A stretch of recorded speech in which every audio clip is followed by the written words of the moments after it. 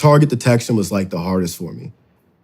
Hiding or finding the hidden objects in the field, and dude, that's just, I don't know. It takes a different, and I'm not the best. Describe it a little bit. Yeah, so target detection would be, imagine 10 military items.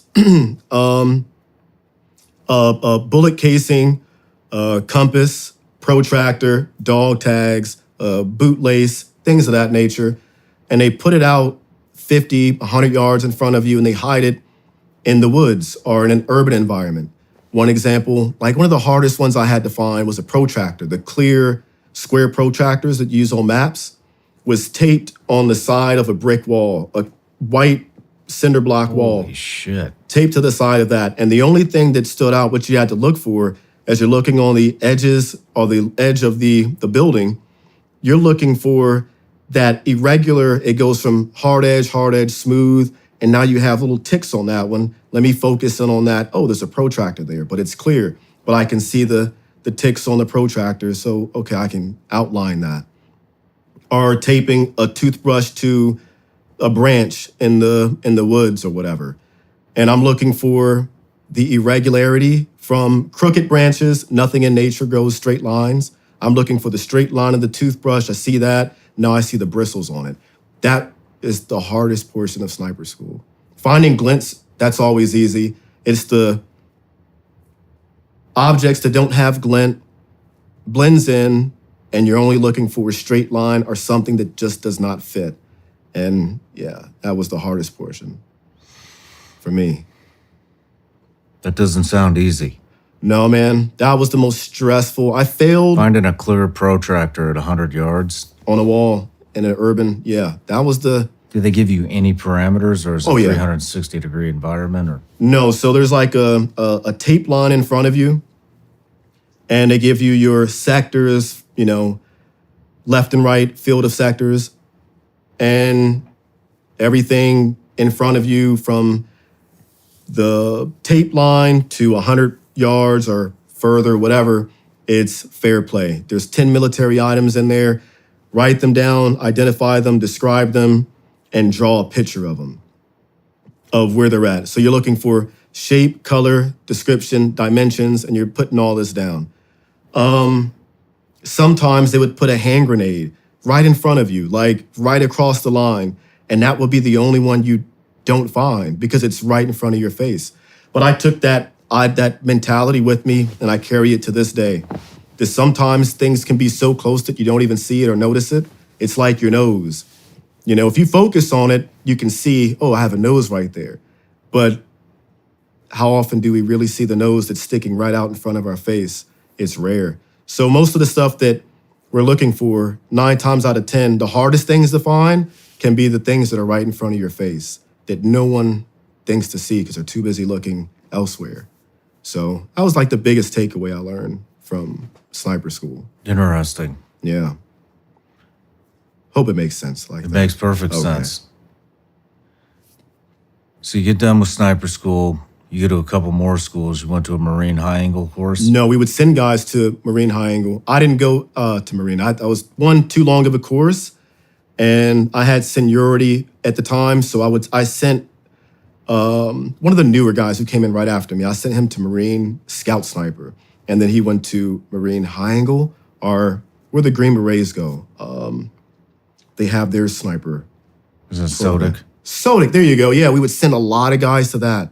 I wanted to so bad, but their course, dude, I was married. I did not want to do any more long schools, so I passed it up. Looking back at it, I really do wish I went to that and Marine scout sniper. I really do. More so Marine scout sniper. Because those guys are, dude, so badass, man.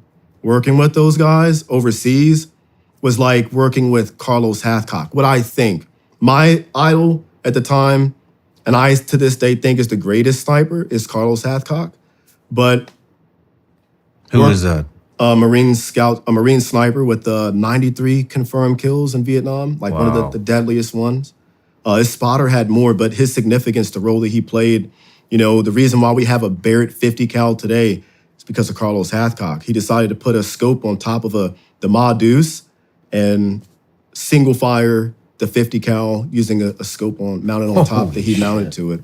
Dropped a guy with it too. But so yeah, I think he's the best. And his stalking story of stalking this NVA high value target, 1,000-yard stalk, taking out his target. He was not supposed to come back. It was a suicide mission. And his whole story about that, dude, it's like cutting slits in the back of his uniform to shove grass through to makeshift like a little ghillie suit, and stalking this guy and taking him out was just so badass, man. Never got a chance to do anything like that, but close working with the Marines. The Marines, I got a chance to see them work their good magic, man, and it was phenomenal. Let's go back just a little bit. Let's talk about the sniper-spotter relationship. Mm-hmm. How does that happen? In regular Army, you have a traditional spotter and sniper. Mm-hmm.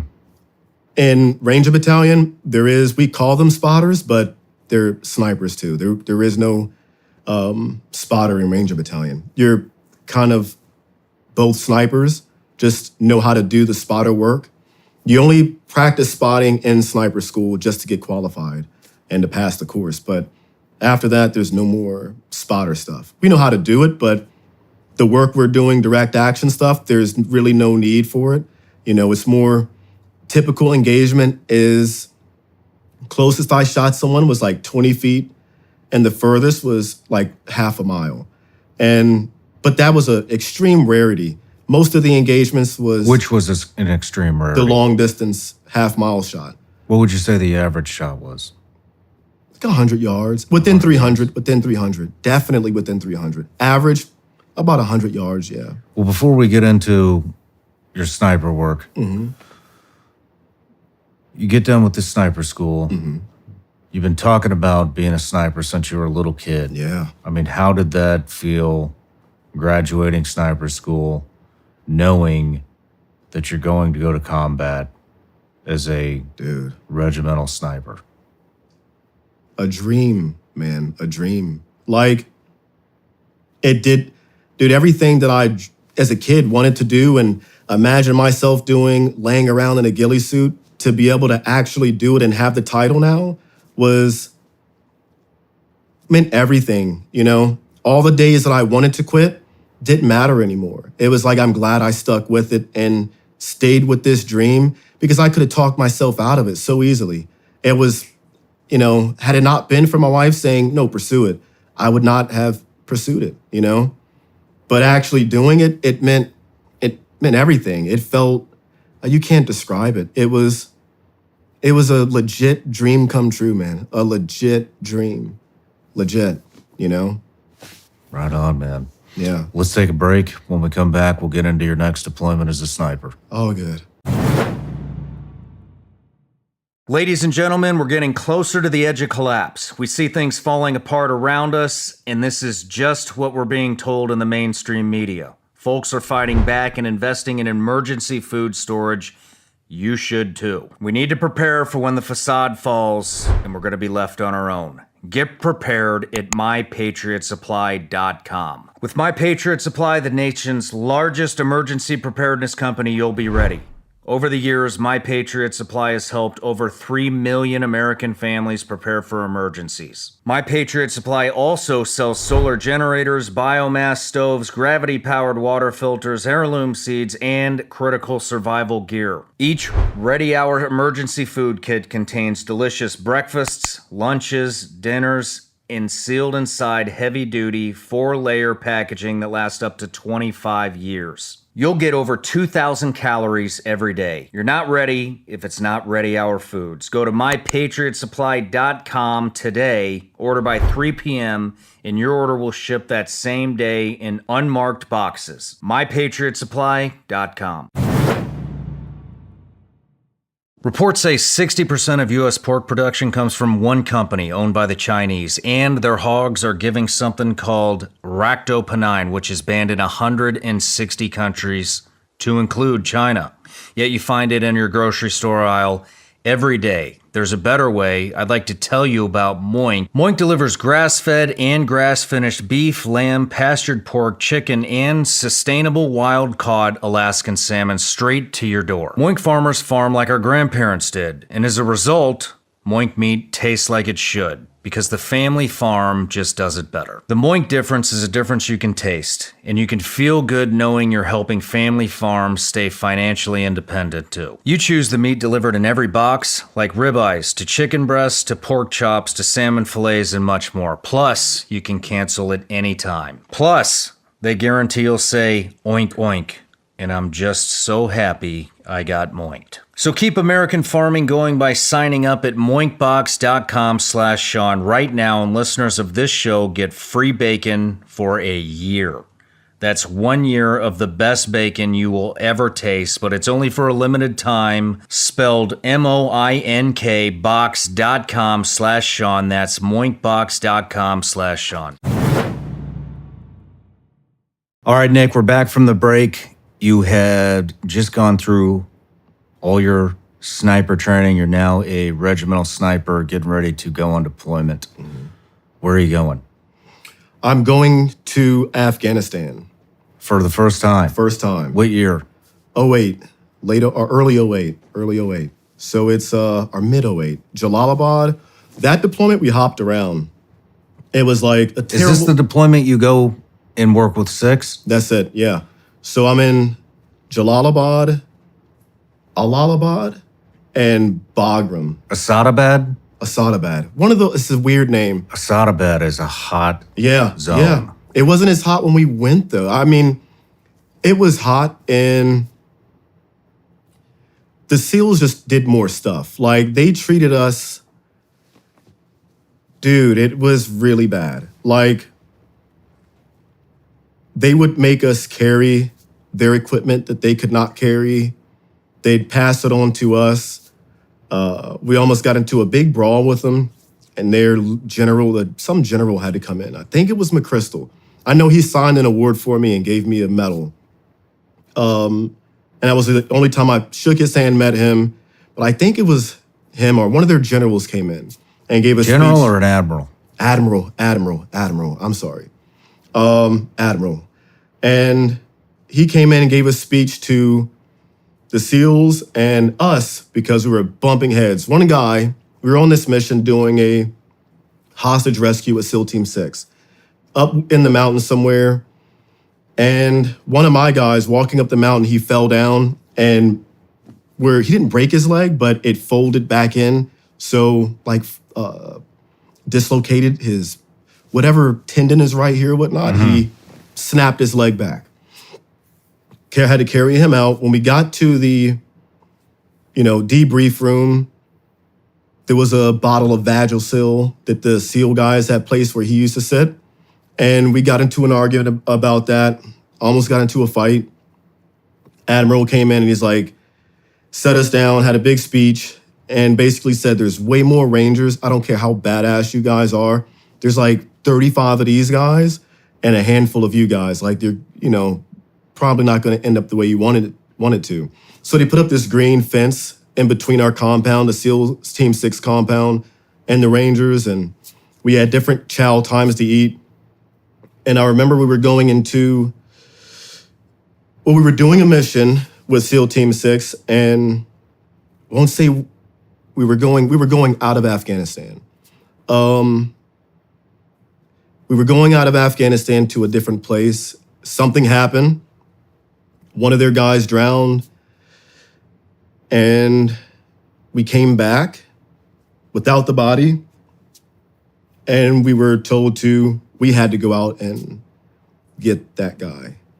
And this happened, around 2008. And there's a story about it. He drowned and went down the river into some other country. I'm very familiar with it. What's that? I'm very familiar with that.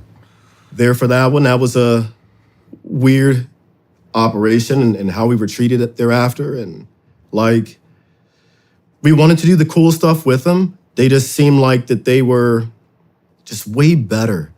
And we didn't know anything, And we had been doing DA operations with, tier 1 units long before we were doing stuff with SEAL Team 6. And like we were getting really, really good at it. We were good at it. You know, we had one of their CAG commanders or first sergeants come in and give us awards. We took over one of their missions. They had to go do something else. They were originally supposed to do this hit, and we ended up doing it, and they were impressed by it. You know, came in, congratulated us, and thanked us, and went on about their way. We were good at what we were doing, but it was just working with them. They were like, it was not fun to work with. Like you didn't not get a chance to show what you were capable of doing. It was like they just brushed us off to the side so they could get the glory or whatever it was. And I will say this, every hostage rescue that I have been on with them, dude, I remember hostages getting shot, you know? I remember carrying out one female, and I was a kid, so I kind of made a joke about it. But I said, man, this chick must have done like a cartwheel because she was shot in her arms and legs, and that was it. We had to carry her out in the stretcher. They made us carry her to the helo, and that was basically what we were used for, just like to carry all their equipment, all their weapons that they couldn't carry, and stuff like that. And once we got to the objective, they would take it from us and they would do their thing. It was like that. So we were pissed, you know. The whole deployment was like that? Yeah. Damn. Yeah. Working with, you know, or Delta was way better, way better. When they came into Afghanistan, I got a chance to work with their vehicle interdiction team. They were doing a lot of that at the time, and that was like the first time I'd ever seen a vehicle interdiction. And Are we talking CAG or are we talking... CAG, yeah. Okay. And how good they were and professional. They treated us like little brothers, but with respect, taught us a lot of stuff. And yeah, it was cool working with them because you got a chance to see how fast and good these guys really were. Like phenomenal, phenomenal. So you're basically saying Delta took you guys under their wing. Big time. And took your knowledge and improved upon it when their counterpart, 6, basically just kind of pushed you off. Yep. Yeah, exactly that. Exactly that. Most of the guys in CAG, like, come from regiment. I knew a lot of guys who went to CAG.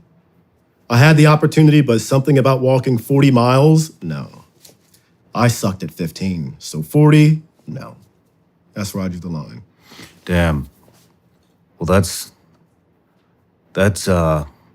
pretty disheartening to hear. Yeah, yeah. Put a bad taste in my mouth. I can imagine.